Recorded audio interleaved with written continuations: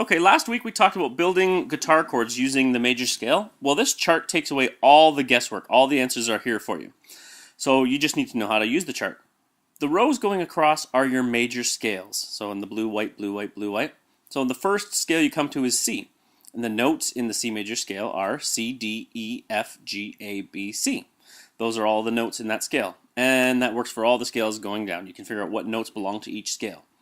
Now, the second row is the chord type. Major, minor, minor, major, major, minor, diminished. So, in your C major scale, the chords that are available to you are C major, D minor, E minor, F major, G major, A minor, and B diminished. So if you're writing a song in the key of C, or using that collection of notes, doesn't matter even if you don't know theory, if you happen to be using C, D, E, F, G, A, B, and C, those are the chords that will work. Automatically, they'll just sound good because all those chords are built using those notes. Now, let's just say you want to figure out what key your song is in. You have no idea. You've always played these chords, but you don't know what key it's in. So, first of all, just think of the chords that are in your song. Let's just say your song has a G, C, and a D, right? Look across your second row, find the three majors. So you have major in your first column, you have major in your fourth column, and major in your fifth column. Now scan down those major columns and find out what key has a G, C, and D in it. And as you'll notice, it's the second one. It's the G major scale.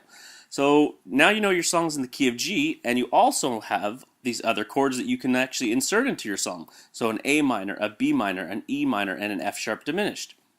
Now it's very likely that you're writing a song in maybe two different keys. So let's just say you have a G major, a C major, a D major, and let's say you have an E major. So that doesn't work for the key of G. That just means you've jumped into another key in your song. Now, when I was studying jazz in college, one of the things we had to do was analyze songs and figure out how many keys the songs were in. So it's very common that your song is in 1, 2, 3, 4, or 5 different keys altogether. But that will help you find out what key your song is in. That also gives you some extra notes that you can use for soloing. So let's just say you're playing a song in the key of G using G, C, and D. Maybe you didn't know that F sharp was a note that was available to you. So that could be a solo note or a harmony note or a saxophone note. Doesn't matter what it is you use it for. Now, another thing you could do is if you're playing a song that has an A minor in it, right? Or you're writing a song that you want to do it in A minor because when you sing it just sounds good. You don't have to write in the key of A minor. You basically just find a key that has an A minor chord in it. So if we look down all our minor columns, which are on 2, 3, and 6. So let's go to the second column, scan down, and look for an A. There it is in the second row, G major.